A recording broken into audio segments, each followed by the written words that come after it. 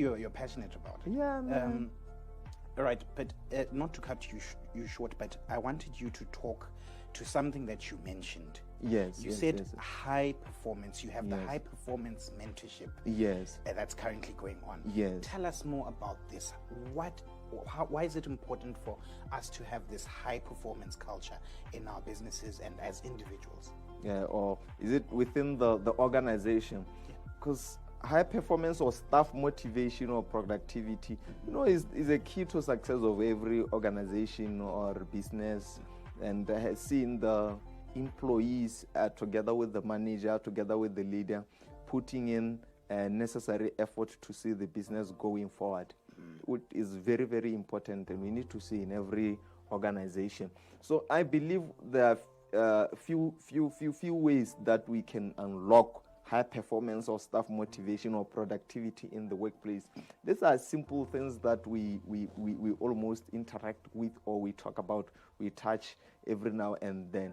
And the first thing is we need to unlock communication within the organization. Okay. We need. I watched a clip a couple of months ago. Actually, it's a TED Talk by a guy called Chris White. It's a 2019 TED Talk by a guy called Chris White. He said, one day I walked in a company, and when I walked in that company, I met with a certain lady, and this certain lady was in a managerial position.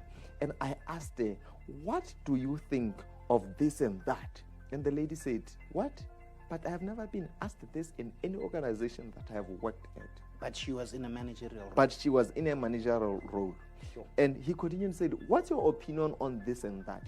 She said, I'm so surprised because there isn't freedom, or I can't communicate freely within the organization. So therefore you can't perform better. Yes, so we need really to unlock communication within the organization. We need to have each other's opinion, what they think, where can we grow. We need to have unlock the communication within the organizations, because even when I'm not happy, and I'm not happy, or you are not happy, you need to come to me and say, Lawrence, look, or Big Budget, look, this is what happened, or this is what transpired between me and you, and then we settle things.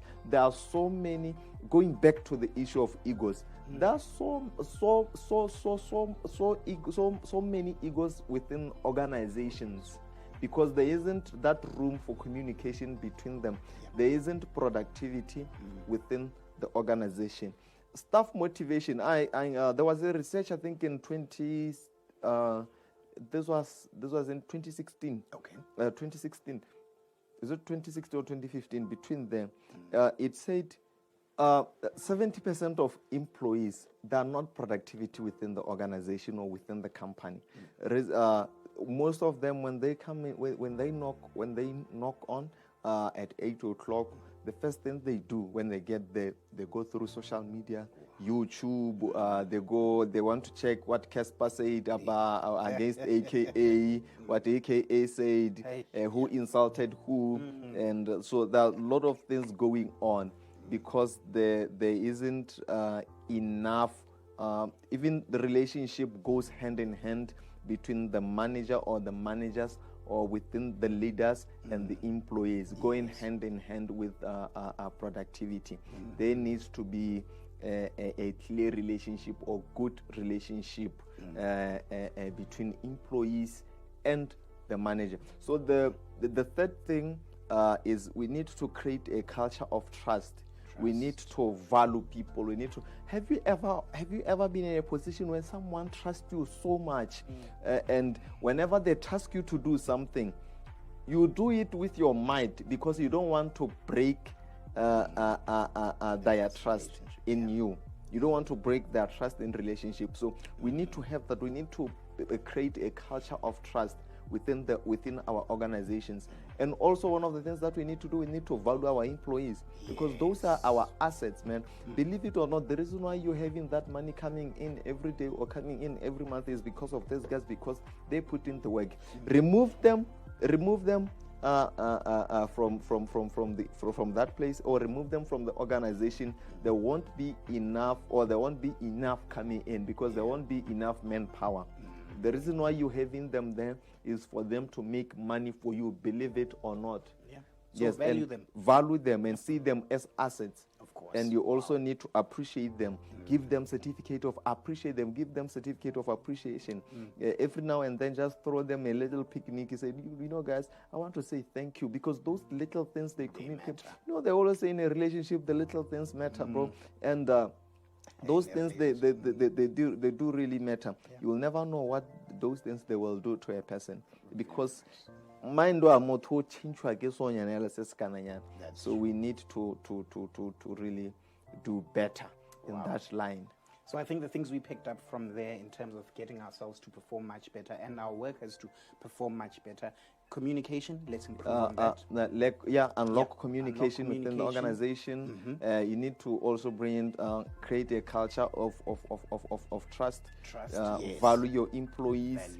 Yes, and I think to add on to the times that we are at now, I met a certain gentleman a couple of years ago, I think in 3 years back, and he said, you know, Lawrence, there is something that I created in my organization. I don't want to say the name of the guy and the organization. He said, you know, I created something from Monday to Thursday. My employees, they work for me. Wow. But on Friday, I want them to work on their dreams. Wow. I paused. I looked at this guy, I said, what? So on Friday, you want these guys to work on their dreams. You're developing them in that line. I think COVID-19 has shown us that indeed you can't just have one stream of income. You might have work today, tomorrow it might not be there. So what you need to do, you need to have streams of income. Multiple streams of income. So he said, you know, I want them to work on their dreams. What is it that exactly they want to do, each individual? And they report back to me. And I'm going to help them each and every step to achieve that. But they are still my employees. I'm not chasing them away. But they are still my employees. We need such and leaders. we need such leaders. And what I did in my organization, I said, okay, I'm going to copy that. And I took that and I brought it to my organization. I said, okay, let's see, from Monday to Thursday, you're working for me.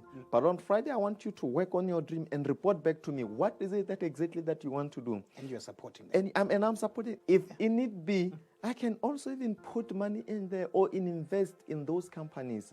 Because these guys, I now start viewing them as my family, as my people, as my friends who have ideas and that I value them. Yes. And if need be for me to put money there, I put money there. Oh, that's great. That's great. Now tell us about anything that you do outside of LBN Group, anything beyond entrepreneurship. Do you do anything in society, community?